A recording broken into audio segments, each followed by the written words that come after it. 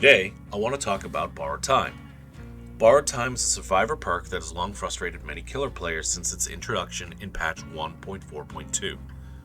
On release, after rescuing an ally from the hook, both survivors would be protected by the endurance status effect for 20 seconds. If a survivor was hit in a way that would put them into the dying state while protected by endurance, they would instead enter a bleed out state that would require another survivor to heal them within 30 to 40 seconds of being hit, or else they would then be put into the dying state. This part of endurance was later tweaked in patch 1.7.0 from 30 to 40 seconds down to 15 to 25 seconds. Originally, this perk was intended to offer a counter to face camping, which was a problem at the time. For those of you who don't remember, when the game was released, survivors could only be rescued from the very front of the hook. This allowed killers to exploit this mechanic by standing directly in front of the hook to body block any rescue attempts. A problem that would not be resolved until patch 1.8.0, when survivors would then be able to make rescues from all angles. With killers no longer able to block survivors from being rescued, Borrowed Time went from needlessly punishing killers who didn't camp or tunnel to being outright broken in how powerful it became. It wouldn't be for another almost 4 months that Borrowed Time would see its first and arguably only real nerf. In patch 1.9.2, Borrowed Time no longer protected both the rescued and rescuing survivors. Now, it would only affect the survivor being unhooked. This was seen as a fair and significant change, as it punished survivors who previously were hook diving and making bad saves knowing that they had a perk which provided them with free protection and a free escape. This change also provided killers with the ability to trade survivors when survivors bit off more than they could chew during a risky save. This also allowed killers to have another valid target to chase without tunneling if survivors made rescues while the killer was too close to the hook. While this nerf was welcomed by many killers at first, the change would prove to be inconsequential in later years, especially since, in addition to the nerf, Borrowed Time received a massive buff in that it went from being a single use only to having unlimited uses. Almost a year later, Borrowed Time would receive a significant buff along with the release of Legion in patch 2.4.0. This patch changed the endurance effect from causing a bleed out effect after being hit to having deep wounds applied instead. This change is massive because now it allowed the affected survivors to mend themselves instead of needing another survivor to find them and heal them. There was just one problem. At the time, deep wounds had an exploit in which killers could simply force a chase to end and follow a survivor while not looking at them to prevent them from stopping and mending so that their deep wounds timer would run out for an easy down. About 5 months later, in patch 2.7.0, Deep Wounds was reworked to address the exploit that allowed killers to follow survivors affected by deep wounds for easy downs. The change made it so that the deep wounds timer would not go down if the survivor was in the killer's terror radius. This was a massive buff to Borrowed Time, which punished most killers for tunneling survivors by essentially giving survivors a free health state just for being close to the killer. 7 months later, Deep Wounds would receive a mind-blowing change that would finally buff Borrowed Time to the point beyond just being broken and overpowered. In patch 3.4.0, the Deep Wounds timer would no longer go down when survivors were sprinting or while mending. This removed any sense of immediacy from survivors afflicted by deep wounds, allowing them to continue to engage with a killer at will. Borrowed Time would later receive minor changes in patch 4.5.0, which standardized the Deep Wounds timer. And finally, in patch 4.7.0, Borrowed Time received a small nerf which reduced a rescued survivor's endurance effect from 10 to 20 seconds down to 8 to 12 seconds, in addition to a significant buff that made it so survivors no longer were required to be rescued within a killer's terror radius. Now that we understand the history and effects of Borrowed Time, it's time to discuss the glaring issues that make this perk overpowered. To be clear, there's nothing inherently wrong with the perk itself, or even with the intent of the perk. That, of course, being a means of countering camping and subsequent tunneling by killers. The issue, however, is how the endurance status works and unfairly acts as a free health state with zero drawback or counterplay. For example, a survivor can be unhooked and follow their rescuer as a means of body blocking for them for 12 seconds.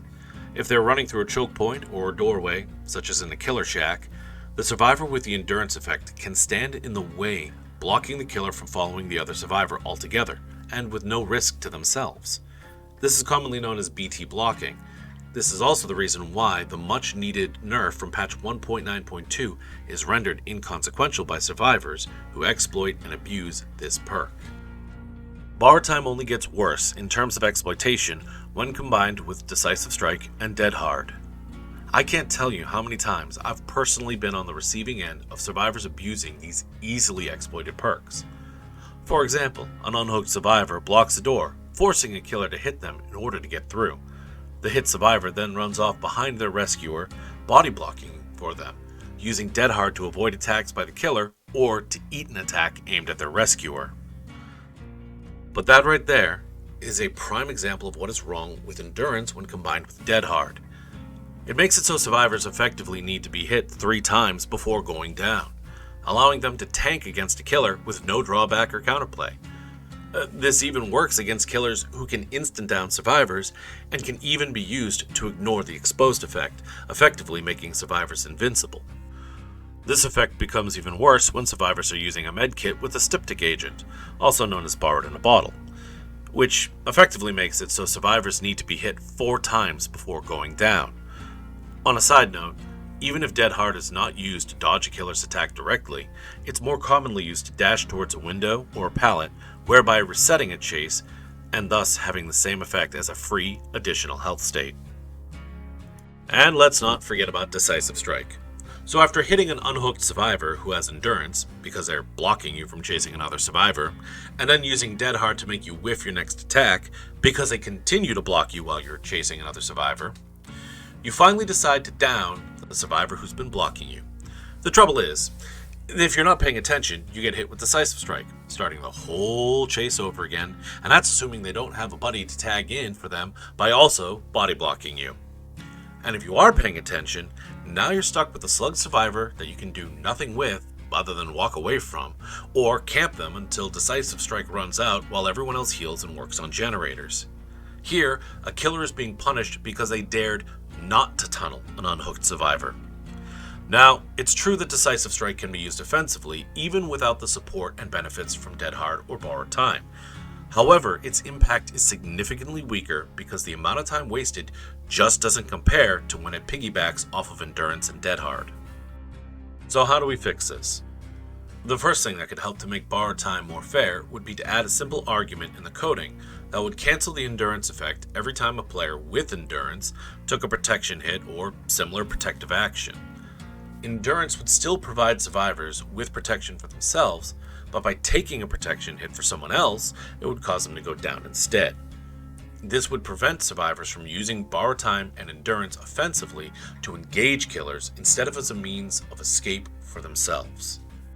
Another way to prevent the abuse of Endurance is to cancel the effect if a survivor stops moving. This will effectively prevent survivors from having a free and undeserved health state to use to block doors, windows, and other choke points as a means to prevent killers from being able to chase other survivors. It won't be enough for survivors to merely hold Shift W, they'll actually have to be in motion in order to benefit from Endurance. The idea here is copacetic with the original intent of Endurance, by allowing them time and a free hit to escape from a killer while preventing survivors from being able to exploit the effect for unfair and abusive play. These two proposed fixes would not only encourage survivors to seek safety while offering them protection from tunneling killers, but would also significantly reduce the impact of perks like Dead Hard and Decisive Strike by removing the sole element of the endurance status that makes Borrowed Time so easy to exploit and abuse. Another effect of these proposed changes is that the killers would finally become much more threatening and scary, and not unreasonably so. One of the big reasons why survivors do not respect or fear killers is because they know they have easily exploited perks to save them every step of the way of a match.